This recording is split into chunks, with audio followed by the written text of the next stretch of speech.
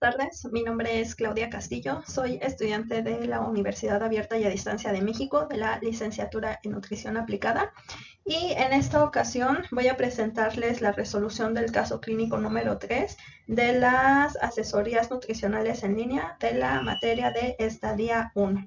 En esta ocasión trabajé con un paciente con diagnóstico de cirrosis hepática, que es un hombre de 61 años. Tal como se los comenté, tenemos un paciente de 61 años con diagnóstico de cirrosis hepática que cursa con diabetes mellitus de más de 10 años de evolución y además alcoholismo desde hace más de 15 años. Como primer contacto que vamos a hacer con nuestro paciente, vamos a trabajar lo que es la historia clínico-nutricional y a partir de su análisis y diagnóstico vamos a también emitir una serie de recomendaciones que tienen la intención de promover el cambio de hábitos. A nivel análisis antropométrico tenemos los siguientes datos de relevancia. En primer lugar, el paciente presenta un peso actual de 75 kilogramos. Debido a que su peso habitual era de 82 kilos, tenemos que el paciente presenta un riesgo de desnutrición proteica, que hay que tener cuidado porque fue un cambio muy significativo en la pérdida de peso. La talla, tenemos una talla de 160 centímetros y un índice de masa corporal de 29.2 kilogramos, que aún así lo ubica en una situación de sobrepeso. Pero como se los mencioné anteriormente, sí es importante darle seguimiento en lo que respecta a la pérdida de peso en muy poco tiempo. En lo que refiere a la composición corporal, pudimos hacerle un análisis a partir de la balanza de bioimpedancia y a partir de esta obtuvimos que su porcentaje de grasa es de 34, lo que se encuentra por arriba de los indicadores normales. En cuanto a los kilos de masa libre de grasa, tenemos que esta es de 37.8, se encuentra dentro de los rangos normales. A nivel de grasa abdominal se encuentra en el rango 6, todavía dentro de la normalidad. Y por último, en cuanto a los kilos de hueso, se encuentra también dentro de lo normal, tal vez un poco bajo, pero el único indicador que nos estaría como llamando la atención, sobresaliendo, sería el porcentaje de grasa.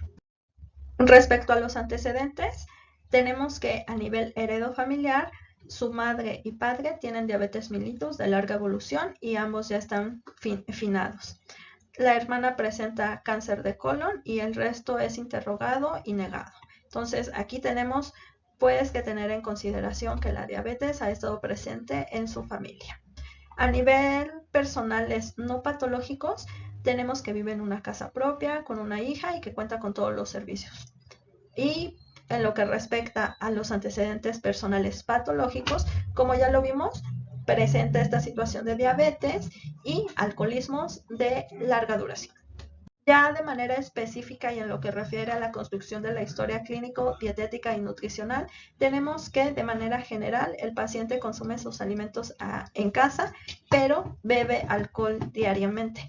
Esto oscila alrededor de 2 copas al día, pero de que lo hace, lo sigue consumiendo. En cuanto al recordatorio de 24 horas que se le aplicó, identificamos que el paciente tiene una dieta alta en carbohidratos, pero baja en proteínas y lípidos. Entonces hay que hacerle una modificación en el plan para que esto vaya más equivalente y acorde a las patologías que presenta.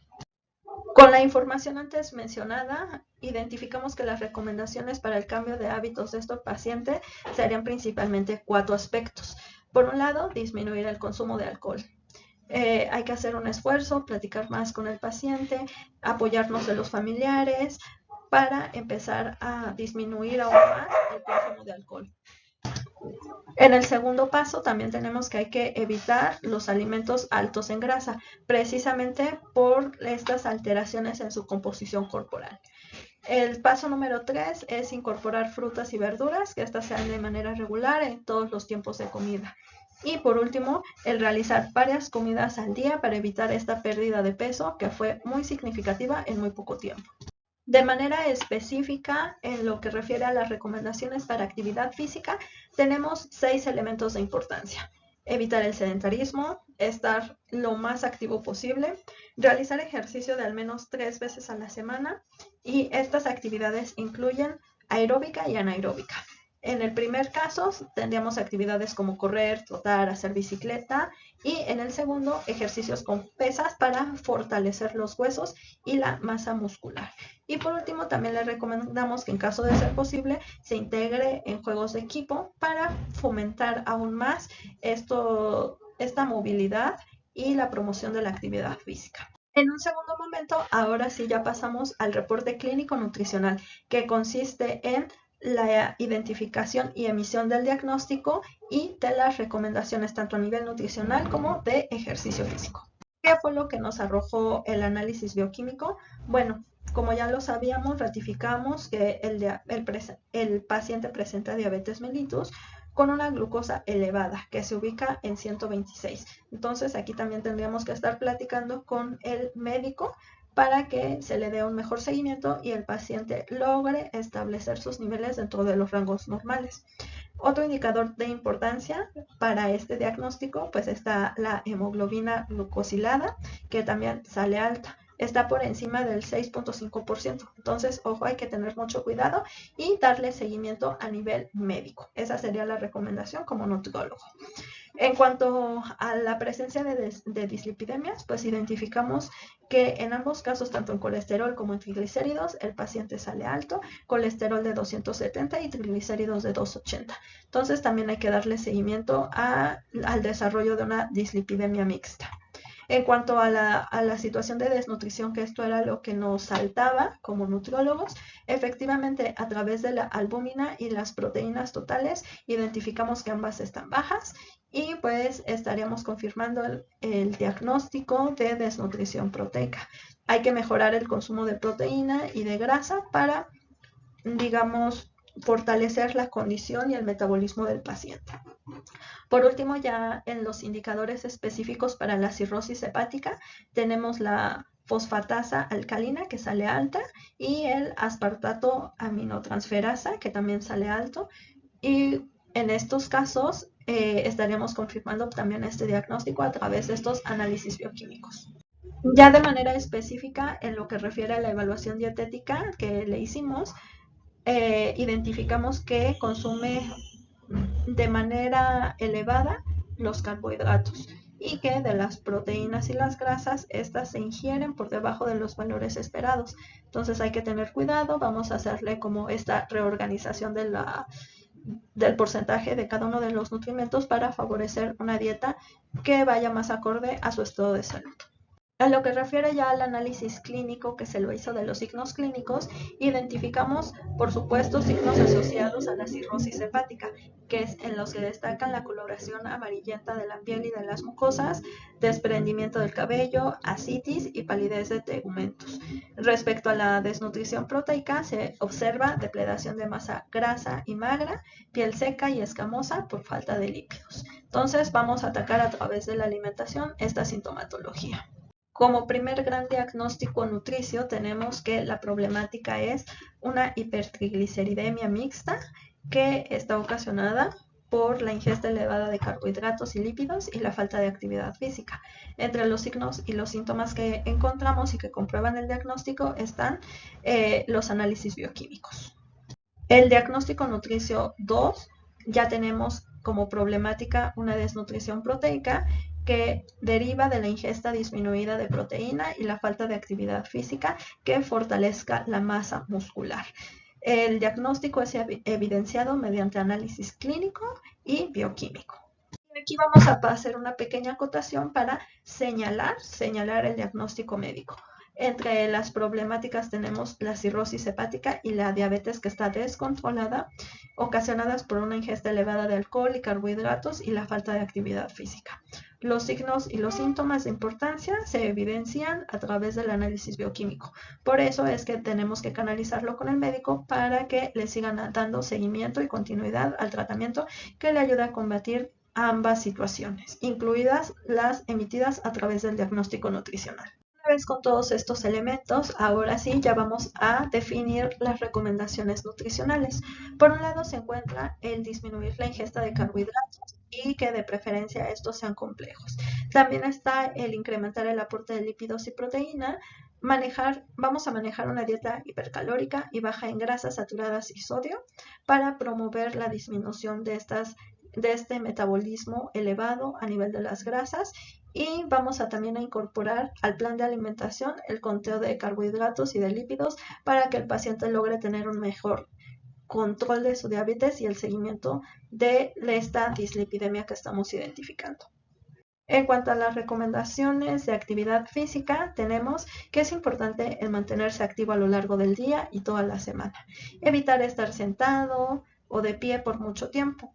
Integrar actividades deportivas en el tiempo libre y caminar de manera frecuente y en la medida de lo posible. Ahora sí, como el tercer punto de nuestra gran intervención, tenemos el desarrollo del plan de alimentación. En este caso, las recomendaciones para el tratamiento de la cirrosis hepática y de acuerdo a la presencia de ascitis, desnutrición proteica y de la situación de diabetes mellitus, y con toda la revisión hecha a la literatura, toda la evidencia científica que existe al respecto, identificamos que la mejor distribución es la siguiente. En un 55% de carbohidratos, de preferencia complejos, un 24.7% de lípidos, y evitando que estos sean saturados y por supuesto prefiriendo los monoinsaturados. Y por último, un consumo de proteína del 20.3%. Entonces esta es la distribución con la que estaremos trabajando el caso clínico. En lo que refiere a la estimación de los requerimientos energéticos, obtuvimos la información a través del método, la ecuación de Harris-Benedict, debido a que es la más adecuada para estimar su demanda energética diaria. Sin embargo, es importante señalar que debido a la presencia de ascitis 3, las estimaciones se realizan con base al peso ideal, no al actual. Y para evitar la desnutrición proteica, también realizamos un ajuste con respecto al gasto energético total estimado. Es decir, vamos a incrementar un poquitín más para hacer los ajustes necesarios para mantener el peso adecuado en nuestro paciente. Por tanto, ya una vez que sumamos el gasto energético basal, el gasto por actividad física y el gasto por la termogénesis de los alimentos, tenemos un requerimiento estimado de 1.905 calorías por día. En este sentido, construimos el cuadro dietosintético, realizamos la distribución tal como lo señalamos en las presentaciones anteriores, con las kilocalorías y los gramos totales, y bueno, de esta forma alcanzamos lo que son las 1.900 kilocalorías con las que desarrollaremos el menú. Con la información anterior, ahora sí procedimos a hacer la distribución de los requerimientos que va a necesitar nuestro paciente a lo largo de cada uno de los grupos de alimento, es decir, verduras, frutas, cereales y tubérculos, leguminosa, alimentos de origen animal, leche, aceites y grasas, y en su caso azúcares, que en esta ocasión no vamos a trabajar con ellos debido a que el paciente presenta diabetes. Entonces, ahora sí establecimos la equivalencia de cada uno de los nutrientes. ¿Cuántas raciones le vamos a dar? De acuerdo con cada uno de los grupos hasta completar las kilocalorías solicitadas. Y a través de esto, bueno, ya vamos a armar el plan de alimentación. Ahora, de acuerdo al análisis que hicimos de su situación, identificamos que la mejor forma para trabajar con este caso es hacer 3 comidas al día y 2 colaciones entre cada una de ellas, pero agregando una colación adicional para precisamente tratar su problemática de cirrosis hepática. Se ha demostrado, tal como lo identificamos en la literatura de referencia, que al realizar una colación adicional en la cena ayuda a mejorar su condición tanto a nivel nutricional como su condición física. Entonces por eso estamos agregando prácticamente 3 colaciones. Y también para evitar este descontrol de la diabetes. Como lo vimos, nuevamente las raciones o los equivalentes por cada uno de los grupos se distribuyen a lo largo de cada uno de estos tiempos de comida, con los que más o menos tenemos cierta equivalencia. Como lo pueden ver, las comidas son un poco más pesadas que las colaciones, en realidad las colaciones son más ligeras, y bueno, con esto cubrimos la totalidad de los requerimientos energéticos para el día. Y ahora sí, ya realizando la combinación de las raciones, que si puedo comer esto, que si puedo comer allá, cuánto tengo permitido. Bueno, entonces con estos elementos le construimos al paciente un ejemplo de menú de un día en el que ya identificamos, bueno, qué es lo que puedo consumir para el desayuno, para la comida y las colaciones que va a realizar entre cada una de ellas. Aquí lo presentamos y toda esta información se obtuvo con base en el SMAE en su quinta edición. Como elementos de referencia que también le presentamos al paciente y con la intención de fortalecer la toma de decisiones que va a realizar para que éstas sean más críticas y adecuadas conforme a su estado tanto nutricional como a su situación de salud. Bueno, pues le platicamos acerca del plato del bien comer y la jarra del buen beber, que son como estos dos insumos básicos a partir de los cuales vamos a tomar nuestras decisiones alimentarias. En un primer lugar, pues tenemos la jarra del buen beber, que precisamente es como esta guía gráfica que nos ilustra los líquidos que vamos a consumir a lo largo del día. Se le hace la invitación a que la principal fuente de hidratación sea el agua y por supuesto ya que tiene cirrosis debido al alcoholismo, es importante señalarle y reforzarle en todo caso que debe de evitar lo más posible el consumo de alcohol, lo más posible. Incluso si ustedes lo pueden ver, el alcohol y las bebidas, este tipo de bebidas se encuentran en el nivel 6 y para el cual no deberíamos estar consumiendo ningún vaso a lo largo del día.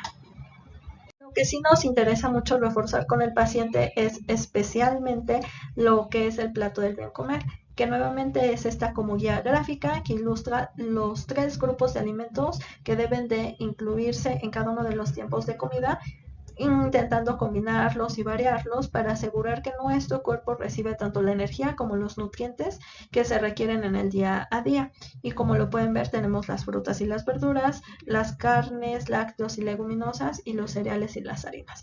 Entonces, cada una de las ocasiones en las que vamos a hacer estas comidas e incluso en muchas ocasiones las colaciones, tenemos que intentar que estos elementos se encuentren bien balanceados como en una primera instancia, independientemente de la combinación de alimentos o la sugerencia que nosotros le emitimos a través del plan de alimentación. Con esto y con el plan, una vez identificadas las raciones que tiene permitidas en cada uno de los tiempos de comida, bueno, creo que esta es una estrategia muy útil que el paciente puede seguir de manera ya independiente, una vez que ya como que aprenda a hacer estas combinaciones, una vez que aprenda cómo es que tiene que manejar los tiempos de comida, cuánto es lo que tiene que consumir, cómo ir haciendo este intercambio de los alimentos.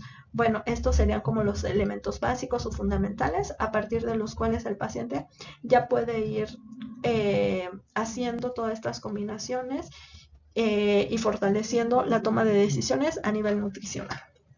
En esta misma línea y como recomendaciones generales que le emitimos al paciente, tenemos que es importante seguir las pautas de la dieta correcta para hacer este cambio de hábitos.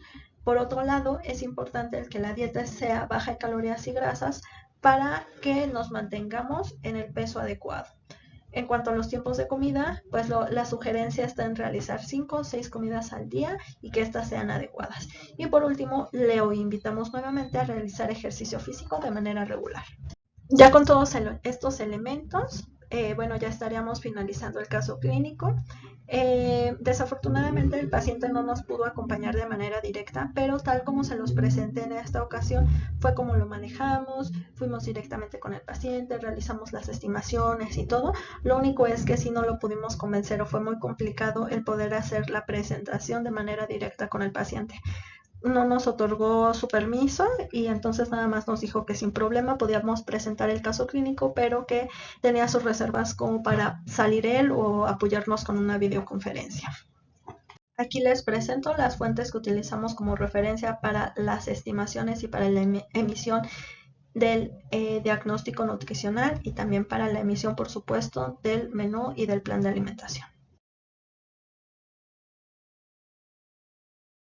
Con estos elementos, bueno, pues concluimos lo que es o lo que fueron los casos clínicos a través de asesoría nutricional en línea. Les agradezco mucho que me hayan acompañado hasta acá. Creo que con esto cubrimos bien todos los elementos que fueron solicitados a lo largo de los casos. Y cualquier duda, como siempre, sugerencia o comentario, los invito a que me sigan en redes sociales. Me encuentran como Claudia Reinhardt y estaré tratando de resolver todas sus dudas, inquietudes o incluso tal vez también a recibir con mucho gusto sus comentarios al respecto. Que se encuentren muy bien. Hasta luego. Nos vemos en próximas ocasiones. Bye.